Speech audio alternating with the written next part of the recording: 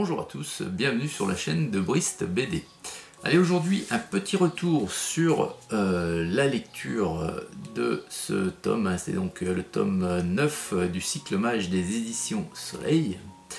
Et donc ce tome, hein, ce 9e du nom du cycle mage, il est estampillé Guerre d'Aran. Donc c'est le 3e bouquin des éditions Soleil qui nous décrit les guerres d'Aran, hein. Donc le tout premier, l'ordre de lecture, c'était le suivant. Il fallait lire dans un premier temps, pour débuter les guerres d'Aran, le tome 1 des guerres d'Aran.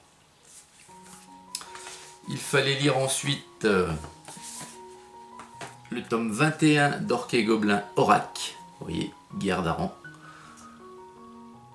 Et puis, enfin, pour le moment, le tome 9 du cycle mage, Beltoran. Alors Beltoran, c'est un mage dissident, en fait, c'est un mage qui a refusé de servir un monarque humain, hein. Comme vous savez, tous les mages sur les terres d'Aran sont obligés, hein, par une loi, hein, de servir un roi humain. Et lui, il a décidé, non, qu'il n'en servirait pas. Donc il est recherché par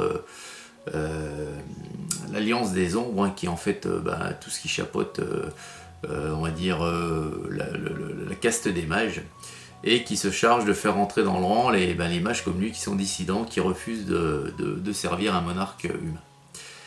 Et donc dans sa cavale, parce qu'il est sans arrêt en cavale, Beltoran, il reçoit un message, entre guillemets, d'un de ses anciens compagnons, hein, un nain, alors j'ai oublié le prénom de ce nain, hein, un nain du temple, donc de la maison du temple, et donc il va à sa recherche, à la recherche de son ami, et puis il va s'apercevoir que son ami, malheureusement, il va lui arriver des petits problèmes, puisque vous savez que les guerres d'Aran, ce sont en fait plusieurs royaumes humains qui se sont ligués entre eux pour anéantir complètement les anciennes races. Donc les anciennes races, tout ce qui est elfes, orques et gobelins, nains, voilà. Tout ce qui n'est pas humain en fait. Et donc à la recherche de son compagnon, Beltoran, il va faire une très belle rencontre, pardon. Il va rencontrer une elfe du nom d'Adona qui va l'aider dans sa quête et dans la recherche de son compagnon. Et tout au long de ce tome, c'est ce qu'on va nous décrire. Et ça va donc faire suite aux événements, les premiers événements des guerres d'Aran. Donc c'est la suite immédiate du tome 21, enfin de Aurak, hein, d'Orques et Gobelins. Alors c'est la suite immédiate, mais à des endroits différents, qui mettent en scène des personnages différents, qui pour le moment, Aurak, vous voyez, c'est un orc qui n'interfère pas avec les autres personnages, ça se passe en leur lieu bien commun, mais ce sont des événements qui se passent et qui vont être certainement liés entre eux à un moment ou à un autre, hein, de toute façon. Donc voilà. Alors c'est plutôt pas mal cette idée de Soleil de faire vivre une aventure dans l'aventure, hein. Les guerres d'Aran au travers de la sortie de leur tome, hein. C'est leur tome traditionnel des cycles déjà établis, un mage, orc et gobelin, puisque je vous rappelle que les cycles nains et elfes sont en pause le temps de la parution de tous les livres qui vont grouper les guerres d'Aran. Donc voilà, donc si vous voulez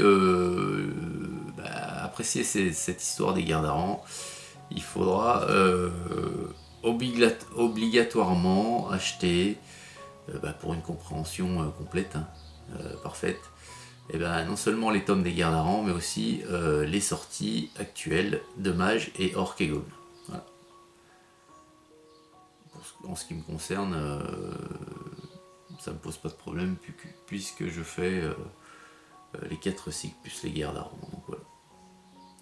Voilà les amis, écoutez. J'espère que cette petite présentation assez rapide, c'est le dernier sorti, Mage, tome 9, Beltoran, il est sorti le 23 juin. Voilà. C'est un très bon tome. Voilà, je ne vous ai pas donné mon avis sur la qualité, c'est un très bon tome. Voilà. Je vous souhaite une excellente journée. à toutes et à tous. Et puis je vous dis à très vite pour une nouvelle vidéo sur la chaîne de Brist BD. Au revoir.